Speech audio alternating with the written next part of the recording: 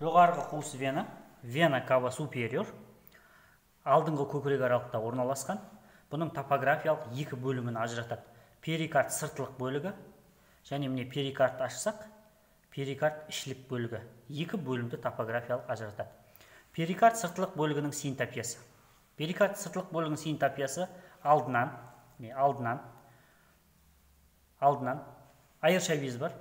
Және оң жақ, яғни синус костомедистиналис антериор, яғни плевраның қабырғалық бөлігінің көкіректік бөлімге ауысатын жерінде түзілетін қойнауы осы алдынан жанасады.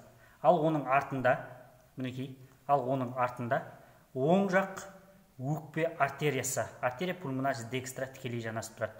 Енді өкпе сауауы, білесіздер, ол ауысқан кезде екі өкпе артериясына бөлінеді, соның оң жағы осы артынан өтеді. Сол жағынан қолқа доғасы жанасады.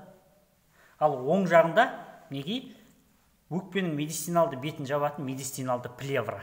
Осы екеуінің арасында оң жақ көкеттік нерв френикус декстра жатады. Бұл перикард сыртылық бөлігінің синтопиясы. Перикард ішілік бөлігінің синтопиясына келетін болса, міне сол жағында қолқаның жоғарылаған бөлігі парс аценденс аорта жанасады. Ал оның төменгі міне жағында орналасқан алдынан оң жақ құлақша. Қалғаны бұл перикард ішінде орналасқан. Бұл синтопиялық ерекшелігінен туындайтын. Егер жоғарғы қуыс венаны, ол оң жақ өкпенің жоғарғы үлесінің обыры болуы мүмкін. Болмаса тимома, гематомалар болуы мүмкін. Болмаса перикард ішіне, бұл алдыңғы сабақтарда бұл туралы айтқанбыз, перикардтың ішіне сұйықтық жиналу эксудативті перикардиттерде. Егер осындай жағдайлар болатын болса, бұл жоғарғы қуыс венаны басып тастайды. Солай ма? Жоғарғы қуыс венаны басып тастаса, оның бойында қан іркілістер тудырады. Ол өз кезегінде оң жақ, сол жақ міне икпас веналарының бойында, ол ішкі мойынтырық веналарында, бұған асты венасында іркілістер туындаттырады. Бұл жағдайда бірқатар көріністер беруі мүмкін.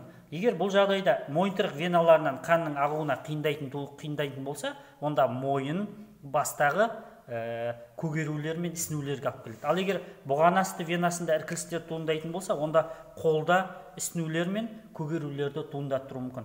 Тағы бір ерекшелігі бар. Мынау осы эксудативті перикардиттерде беретін дем алған кездегі мойын веналарының ісінуі. Дем алған кездегі. Бұны кусмауль симптомы деп атайды. Жоғарғы қуыс венаның артында мына жақта көрінеді вена азигус бар міне. Вена азигус жоғарғы қуыс венаға оң жақ өкпе түбірін арттан алдыға қарай жоғары жағынан айналып өтіп, жоғарғы қуыс венаға құяды. Бұл жағдайда егер өкпе түбіріндегі лимфа түйіндерінің ұлғаюы болуы мүмкін, осы жағдайда вена азигус басылып қалып, одан қанның өтуіне кедергі туындайтын болса, болмаса жаңағы айтқан белгілерде вена азигустың бойында қан іркілістерін туындаттыратын болса, онда бұл жағдайда өңеш веналарының варикозды кеңеюі, ал ол өз кезегінде өңеш веналарының тұтастығының бұзылып, өңештік қан кетулерге алып келуі мүмкін. Сонымен жоғарғы қуыс венаның топографиялық екі бөлімін ажыратады. Оның бірінші бөлігі ол перикард сыртылық бөлігі, перикардқа кіргенге дейінгі бөлігі. Екінші топографиялық бөлімі ол перикард ішілік бөлігі. Яғни әрқарай перикард ішіне еніп, оң жақ жүрекшеге құйғанға дейінгі бөлігі. Сонымен топографиялық екі бөлімін ажыратады.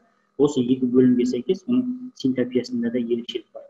Перикард сыртылық бөлігінің синтопиясына келетін болсақ, оның алдынан, перикард сыртылық бөлігінің алдынан оң жақ, яғни синус костомедистиналис антериор, оң жақтағы синус костомедистиналис антериор жанасып, және айырша без жанасып.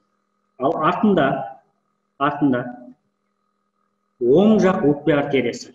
Оң жақ өкпе артериясы, былай айтқанда, мына жерде кесілген көрінісі, жоғарғы қуыс венаның артында, оның артында оң жақ басты бронх жатады. Бір сөзбен айтқанда, оң жақ өкпе түбірі деп те қарастыруға болады жанасады. Ал оң жағынан, перикард сыртқы бөлігінің оң жағынан медистиналды плевра, және осы жерде екеуінің арасында орналасқан оң жақ көкеттік нерв, немус феникс декстра жанасады екен. Ал сол жағында қолқаның доғасы. Жанасады.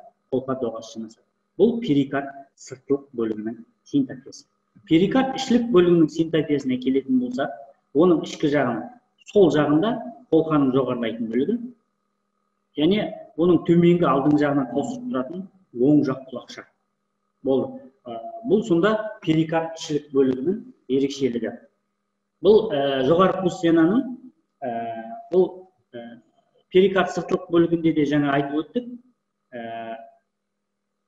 Егер оң жақ өкпенің жоғарғы үлесінің обыры болатын болса, ол кимома болуы мүмкін, болмаса гематомалар болатын болса, осы жоғарғы қуыс венаны басып тастайды. Нәтижесінде жоғарғы қуыс вена синдромы дамиды. Яғни ол жоғарғы қуыс вена синдромының дамуы үшін ол тек қана ісік болмауы мүмкін, ол болмаса перикард ішілік сұйықтықтың да жиналуы компрессия тудырады, яғни қысылу тудырады. Сол жағдайда жоғарғы қуыс вена синдромы дамиды. Егер перикард ішілік бөлігінің эксудативті перикардиттер кезінде оның сұйықтықпен басылып қалуы да әбден мүмкін. Бұл жағдайда дем алған кезде науқастардағы мойынтырық веналарының ісінуі байқалады. Бұны кусмол симптом дейді. Болмаса ішкі мойынтырық веналарында қанның өтуіне кедергі болатын болса, бұл жағдайда ішкі мойынтырық веналарында қанның өтуіне кедергі бар, жоғарғы қуыс венаның басылып қалуының нәтижесінде. Бұл жағдайда бас мойынның көгеруі, ісінуі анықталады.